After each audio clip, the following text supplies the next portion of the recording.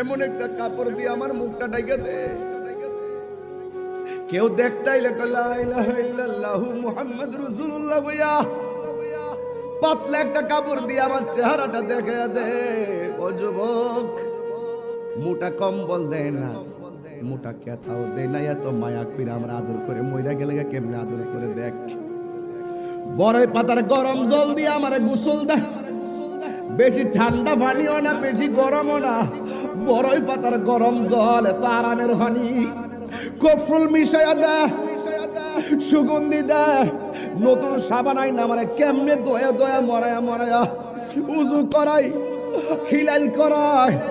ও যুবক, নাকদা যেন পানি না যা, নাকের ভিতরে তুলা ঢুকাই, কামদা যেন পানি না যা, কানের ভিতরে তুলা ঢুকাই, ডান কাত করে আসতে বাম কাত করে আসতে এইভাবে শুয়ে থাকি। আমার এমন ভাবে দুইটা বয়া পেটের মধ্যে চাপ দিবে যেন ময়লাগুলা বের হয়ে যায়। ময়লাগুলা বের হয়ে গেলে আমার বায়ারা ঘৃণা করে না, টিস্যু লইয়া কাপড় লইয়া ময়লাগুলা পরিষ্কার করে। এত এত মায়া আর মায়া, জানাজার মাঠে কান্দে করে লইয়া যাও, কবরের মধ্যে কবর লামায়া দে, আস্তে আস্তে করে লামায়া দে।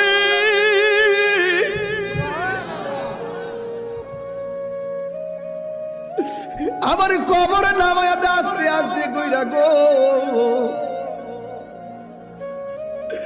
এত মায়া করে আমার রাখা দিল কবরে।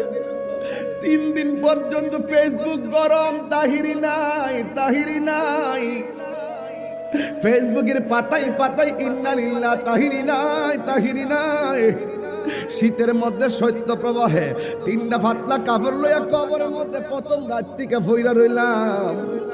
4 দিনের মাথায় ফেসবুকের পাতা ঠান্ডা হয়ে যাবে, আমার খবর পৃথিবীর কেউ নিবে না।